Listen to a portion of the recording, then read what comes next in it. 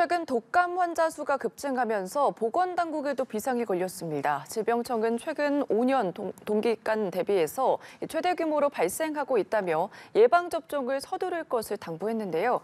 자세한 소식은 신상엽 KMI 한국의학연구소 수석 상임연구위원과 함께 이야기 나눠보도록 하겠습니다. 어서 오십시오. 네, 안녕하세요. 네, 안녕하십니까. 최근에 일주일 새 봤을 때 독감 환자가 70% 넘게 증가를 했습니다. 이게 같은 기간 대비 5년 사이에 봤을 때 가장 높은 수치라고 하더라고요. 네, 왜 이렇게 많아진 겁니까?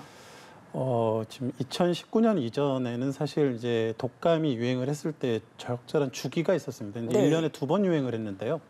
보통 이제 11월, 12월하고 3, 4월에서 이제 겨울과 봄철에 유행을 했었습니다. 그런데 이게 패턴이 코로나19가 유행한 2020년부터 좀 깨졌습니다. 그래서 네. 2020년과 21년은 독감은 사실 유행을 하지를 않았었거든요. 그런데 이제 2022년 접어들면서 가을철에 이제 독감 유행이 다시 시작이 됐고 그 이후로부터 사실은 원래는 그 겨울과 봄에 유행을 해야 되는데 2022년 가을 이후에 지금 인플루엔자 의사 환자라고 그래서 외래 환자 1,000명 중에서 뭐 기준이 이제 그때 조금씩 다른데 지금 6.5명입니다. 이제 네. 그 수치를 넘어가면 아 이게 독감이 유행인가 보다라는 그런 유행 발령 지표로 삼고 있는데 이게 한 번도 떨어진 적이 없습니다. 그런데 이제 그런 계속 이제 높은 수준을 유지하다가 최근 들어서 일주일 사이에 갑자기 이제 그런 의사 환자 수가 71% 정도 급증을 한 뭐 지금 외래 환자 1,000명당 32.5명 정도라고 하는데 결국은 이제 독감 유행이 본격적으로 시작됐다라는 그런 시그널이 이제 온 거고 거기에 대응하는 이제 방역 당국의 대비, 이제 국민들의 대비가 필요하게 된 거죠. 네, 지금 현재 유행 기준의 5배 이상 보이고 있다 이런 말씀을 좀 해주셨는데 문제가 되는 게 아동 청소년의 비율도 굉장히 높다는 맞습니다. 거거든요. 보니까 뭐 13.4배 그리고 중고등학생 연령층도 10배 이상 폭증을 했는데 그 이유는 뭐죠? 지금 뭐 독감이든 코로나19든 뭐 감기든 다 마찬가지지만 이제 호흡기 감염이거든요. 예. 그럼 이제 이 호흡기 감염의 이제 주된 감염 경로가 이제 비말 감염. 이제 환자가 기침을 했을 때 보통 1m 이내에 있는 사람들은 같이 오염이 돼서 감염이 되거나 아니면 또 하나가 접촉 감염입니다. 이제 이렇게 좁은 환경에서 공용 시설을 같이 사용하게 되면 뭐 손잡이에 어떤 환자가 이렇게 기침을 해놓게 되면 그걸 다른 사람이 손으로 만지고 일부 가져오면 또 감염이 되거든요.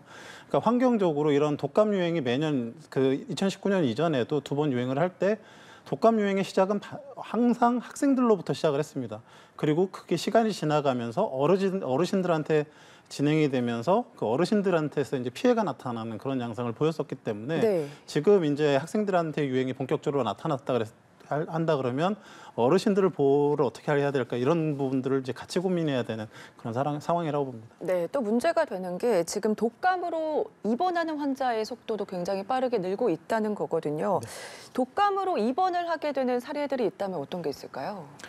이제 독감 같은 경우는 이제 많은 젊은 분들 같은 경우는 대부분 이제 뭐 한 3에서 5일 정도 앓다 회복을 하시는데 문제가 뭐냐면 인플루엔자 바이러스, 이렇게 독감 바이러스 같은 경우는 우리 몸의 상기도, 화기도를 다 감염시키는데 감염된 바이러스를 갖다 파괴시키고 다른 세포에 들어가서 또 파괴시키고 이런 과정을 반복하게 됩니다. 그런 과정에서 독감 바이러스 자체에 의해서 돌아가시는 분들은 사실 별로 없습니다. 그런데 호흡기의 그 1차 방어벽인 그 방어벽이 다 깨지면서 2차적으로 하기도 폐렴 같은 게 생기면서 어르신들이 돌아가시게 되거든요. 그래서 아이들 같은 경우는 뭐 많이 걸리긴 하지만 그렇게 중증으로 진행하는 경우가 많지는 않은데 어르신들 같은 경우는 이런 보호막 파괴로 인해서 2차성 세균성 폐렴으로 이제 사망하시는 분들이 상당히 많기 때문에 어르신들은 그런 부분들을 좀 더 유념해서 확인을 해야 됩니다. 알겠습니다. 이게 독감과 감기 또 코로나19 바이러스가 있지 않았습니까? 증상들이 각각 다르긴 하지만 내가 어떤 게 걸렸는지 잘 모르시는 분들도 계실 것 같거든요. 이게 어떻게 다릅니까? 차이가 좀 있습니다, 사실. 이제 감기 같은 경우는 이제 의학적으로 비인두염이라고 부르거든요. 그 바이러스가 상기도, 코와 인두밖에 침범을 못하고 대부분은 그 바이러스가 들어간 세포를 깨지 않고 나옵니다. 그렇기 때문에 그 콧물이나 기침 같은 증상은 나오지만 발열과 같은 전신 증상이 나오는 경우는 사실상 거의 없고 일주일 이상 지속되지도 않습니다. 그래서 일주일 이상 증상이 시작되면 그거는 사실 감기가 아니다라고 판단해도 될 정도고요. 지금 아무래도 독감 환자가 빠르게 급증하고 있는 것은 그만큼 전염도 잘 되고 있다. 이런 의미로도 보이거든요. 이 부분에 대해서 좀 설명을 해주실까요?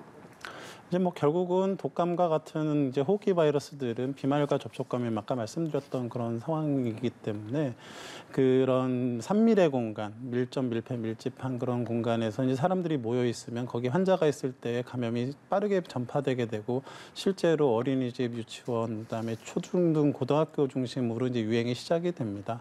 근데 그게 이제 결국은 집에 계신 어르신들한테 이제 전파되게 되면서 이제 전국 단위 유행이 이제 나타나게 되는데 이제 그 시초에 있는 부분들이 있기 때문에 그런 전파의 그런 고리를 끊는 것, 그 예방 그런 부분들이 이제 앞으로 중요시 될 수밖에 없다고 생각합니다. 네, 그렇다면 이제 만약에 독감 진단을 받았다면 등교와 출근은 어느 정도 좀 자제하는 게 좋을까요? 지금 이제 독감 같은 경우는 이제 증상이 아까 이제 말씀드리다 잠깐 끊겼지만 네. 보통은 그냥 갑자기 멀쩡하던 분이 호흡기 증상이 심하지가 않고요. 갑자기 발열과 두통, 근육통으로 움직일 수 없이 막 굉장한 그런 통증이 나타나게 됩니다.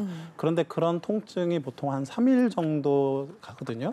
그래서 그 3일이 지나고 발열이 된 후에 한 24시간 정도 안정화가 됐다. 해열제를 쓰지 않고도 안정화가 된 경우라 그러면 사실 타인 감염 가능성이 현격히 떨어지기 때문에 그 이후에 이제 출근이나 등교 같은 것들을 하는 것이 다른 사람한테 전파시키는 것도 예방하고 또 본인의 위험성도 또 좀 체크해 볼 수 있는 그런 좋은 시기라고 생각을 합니다. 알겠습니다. 지금 독감 환자가 증가하고 있다 이런 말씀을 해주셨는데 그에 비해서 독감 백신 접종률은 예년에 비해서 낮다고 하거든요. 그 이유는 좀 뭐라고 보세요?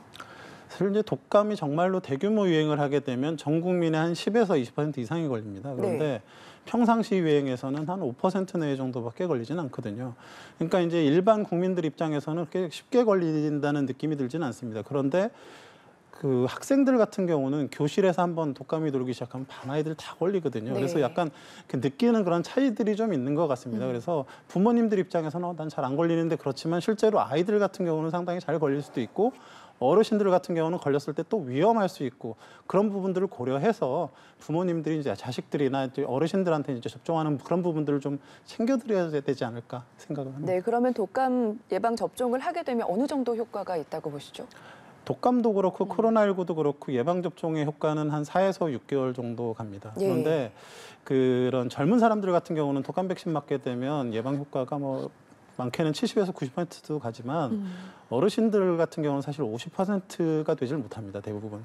그런데 하지만 어르신들 같은 경우는 백신 접종을 했을 때 걸리시면 위중증으로 갈 확률이 낮아지기 때문에 고위험군 지금 65세 이상 같은 경우는 이제 무료 백신 접종이 네. 진행이 되고 있기 때문에 이런 분들은 이제 독감 백신 접종을 좀 적극적으로 해주시는 게 좋겠습니다. 네, 알겠습니다. 무료 접종 대상이 아닌 분들은 이거를 꼭 맞아야 되나 이런 생각을 하시는 분들도 계실 텐데 고위험군이 아니어도 꼭 맞아야 된다. 그 이유에 대해서도 말씀해 주세요.